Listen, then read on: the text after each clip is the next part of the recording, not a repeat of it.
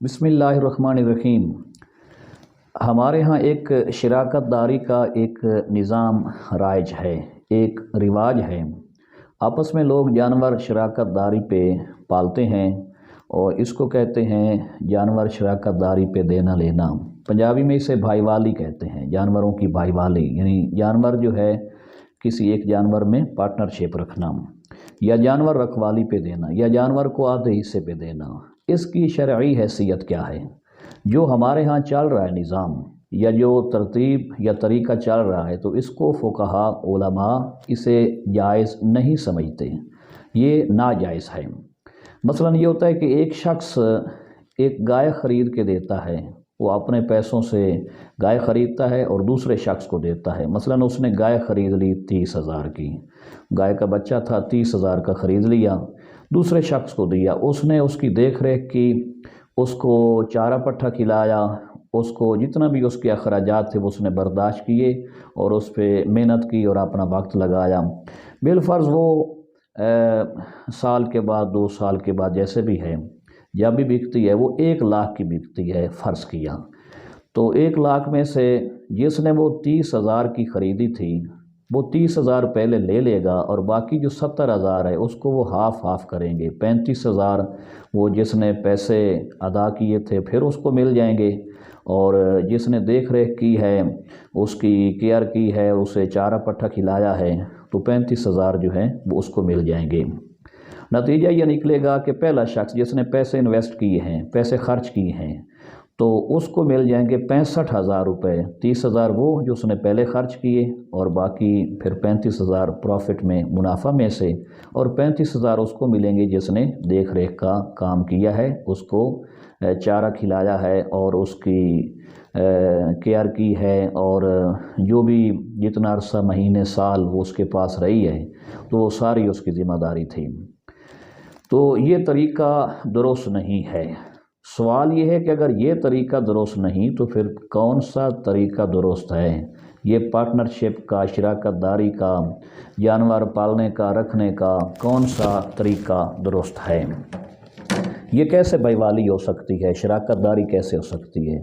तो इसका ये है कि मसलन एक शख्स दूसरे के साथ वो शराकत दारी करना चाहता है, तो उसका तरीक़ा ये है।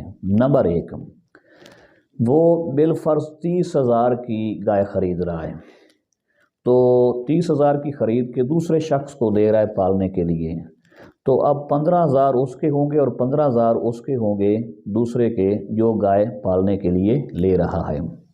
हाँ, एक बात है कि अगर गाय पालने वाले के पास अभी 15,000 नहीं है, तो एक मुद्दत तय होनी चाहिए कि 1.5 साल बाद या 2 साल बाद फ़लाँ तारीख़ को या फ़लाँ महीने में वो 15,000 रुपये जो है वो आप मुझे लौटा देंगे, ये उधार हो जाएगा। और उलमा ये कहते हैं कि वो तारीख़ कोई ऐसी मुतय्यन करनी चाहिए उधार की वापसी की कि वो उसके करीब करीब हो कि जब वो गाय बिक जाए तो उस वक्त वो उन पैसों में से वो दे सके। इसको उधार कह लें आप। अब जो पालने वाला है वो सारे अखराजात उसके ज़िम्मा नहीं होंगे। जितने अखराजात होंगे, जितना उसका चारा पट्ठा है, जितना उसकी मतलब देख रेख में, देखभाल में, उसकी खिदमतगिरी में, उसकी केयर करने में जितने अखराजात हैं A to Z, उन अखराजात में वो बराबर के हिस्सेदार होंगे। जो ख़रीद के लाया है, जिसने दूसरे को हिस्सेदार बनाया है, ख़रीद के लाने वाला वो भी उसका अखराजात का आधा अदा करेगा, और जो पाल रहा है वो भी उसका आधा अदा करेगा। तो आधे आधे पे यूँ, यानी इन्वेस्टमेंट से लेकर, लागत से लेकर एंड तक, बिकने वाले दिन तक उनका सारा सिस्टम जो होगा वो आधा आधा, यानी लागत आधी आधी, हाफ होगा। और जिस दिन गाय बेचनी है उसके 2 हिस्से, 2 तरीके हैं उसके। एक तो ये कि उसका रेट लगवा लें, वैसे बेचनी है तो दोनों इकट्ठी बेच दें। और अगर उन दोनों में से कोई रखना चाहता है, मसलन वो 1 लाख की गाय है, तो एक शख्स रखना चाहता है तो दूसरे को 50,000 देगा और वो पूरे 1 लाख की गाय का मालिक बन जाएगा। और इसकी वजह ये है कि खुदा न खास्ता مال تلف ہو جاتا ہے، یعنی وہ گائے مر جاتی ہے، اس میں کوئی خسارہ آتا ہے، تو وہ برابر کے اس میں جو دو بھائی وال جسے ہم کہتے ہیں، شراکت دار کہتے ہیں، پارٹنر جو ہوتے ہیں، وہ دونوں اس کے پروفٹ اینڈ لاس میں، یعنی نفع نقصان دونوں میں اس کے برابر کے حصہ دار ہوں گے۔ اگر ایک کی انویسٹمنٹ ہے اور دوسرے کی دیکھ بھال ہے تو وہ بیلنس نہیں ہوتا۔ اسی طرح بعض جانور دیے جاتے ہیں، ان کو کہتے ہیں کہ یہ جانور بچوں کے لیے دیا ہے، یعنی جانور بچے دے گا تو اس کو ہاف آف کریں گے۔